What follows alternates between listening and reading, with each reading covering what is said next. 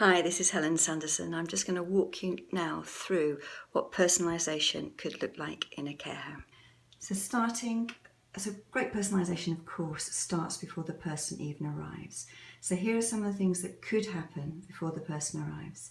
So fundamentally, it's about having conversations about what matters to the person. So you'd be getting started with a one-page profile, which then becomes essentially part of the staff's job description. Communication charts and decision-making agreements, because we can't deliver personalised services if we don't know what matters to people, which is recorded in the one-page profile, how they communicate and how they make decisions. We also want to really understand the person's story and history so far with a life story, a community map, the places that matter to them, so we can make sure they don't get lost as the person moves into the care home, and a relationship again to make sure key relationships don't get lost and we find out how to build and maintain them.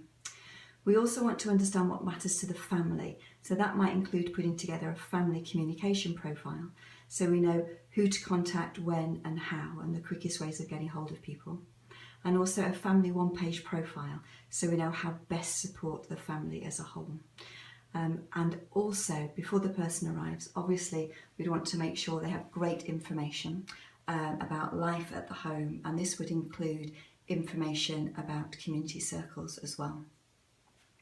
So then if we move to creating a warm welcome as the person moves in, we'd make sure that the welcome was personalised and tailored to the person in terms of what matters to them, and that their room reflected that as well.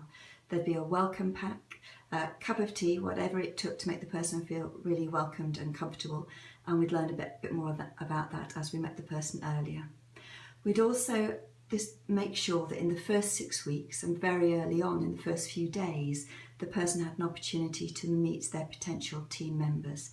So that's not everybody in the team, but it'd be 3 or 4 people who have already matched based on their one-page profiles and based on shared interests about potential team members for that person's team.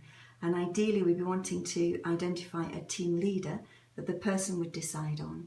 And that is the kind of role that previously would have called a key worker, but somebody who takes particular responsibility for making sure we're delivering the ideal service to the person and paying attention to what matters to them.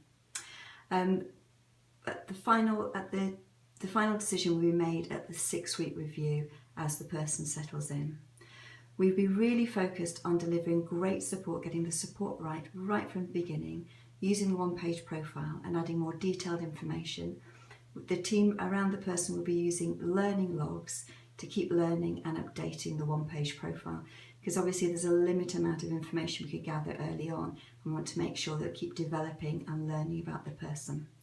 We'd be explaining to the person what one-to-one time is, and that's a set number of hours per month that's part of the person's package that they choose where they go, when they go, and who supports them. And usually those would be things outside of the home, keeping going with things that matter to the person in the community or relationships that matter to the person as well. And introducing the programme, what's going on in the home, what's going on that we can support people to do outside of the home, and this would happen at the person's pace. So after the first 4 to 6 weeks, we'd be checking on how we're doing. So this would be a person-centred review with you and your family, looking at what's working and not working from different perspectives. Here you'd make the final decision about who you'd want on your team and your team leader, based on your experience of people in the first 6 weeks.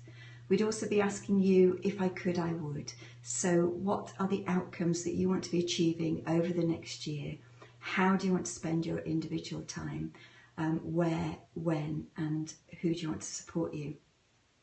And we make the decisions together, and you'd lead the decision making about who you want to support you based on the interest that you want to explore in the community, and then we'd match that to staff who share that interest, because we know it's relationships that will make the critical difference to how well you enjoy your life in the care home. At this review, we'd be updating your one-page profile and checking how we're doing in delivering the family communication profile. We'd also be using this as an opportunity to get started with a community circle. So community circle involves matching you to a facilitator who's a volunteer facilitator who's not connected with the paid staff in the organisation. They would be matched to you, and think about how to achieve your outcomes and your aspirations, and which friends or family or other people can help you do that. So the way that you'd spend your time would be each month you'd have your one-to-one time with paid staff, which we've built into the rota. We'd be accountable back to you for making sure that time happens well and is spent, even if people are off sick, and you'd be doing the things that matter to you in the community. Alongside that, we'd be working with your circle of support, and this might be keeping in touch with friends, doing the things that you've been already enjoying in the community, and following your aspirations. Each community circle has a clear purpose, and that would be related to your outcomes, if I could, I would, and what matters to you. And alongside that, there'd be a programme of activities or events or things that you can take part in. This would not be your usual bingo and things like this, because the whole programme is designed around what matters to the people who live there based on their one-page profiles and the things that they've always wanted to try or used to in the past and want to do again. So that's what life would be like in the home. And obviously we'd be keeping on learning and reviewing. So every month we'd have an informal chat with both the manager and your team leader, with your family and circle facilitator possibly too, looking at over the last month, what have we tried and learned? What are we pleased about? What are we concerned about? What do we want to do or do differently? Or what's working and not working from your perspective and other people's perspective around how well we're delivering your one-page profile, and also the family communication plan too. There'd be a 6-month more formal person-centred review with friends, family and circle members, and both the 6-monthly review and the monthly chat would update the one-page profile, see if we need to change anything to do with the one-to-one time, update your outcomes if that's necessary, go back to your communication chart, update your life history, decision-making agreement or relationship chart, and all of this would lead to clear actions that the team would be responsible for delivering on. Not only would this person-centred review help you stay in control and in charge of your service and direct your service, it would also contribute to co-producing how the service changes and develops. So information from the person-centred review is part of a process called Working Together for Change.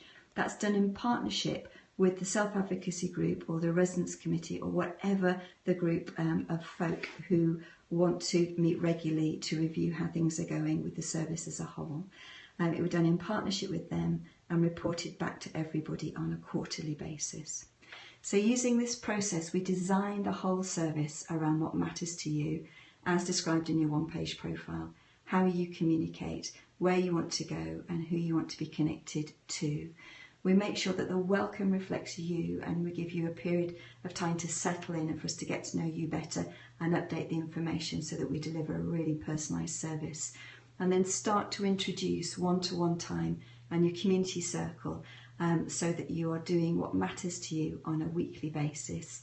And all the time, each month and every 6 months, we're learning about how we're doing, learning about you, what we need to do differently and how you want your service to develop and change, and that contributes to how the whole overall service keeps growing, developing and changing.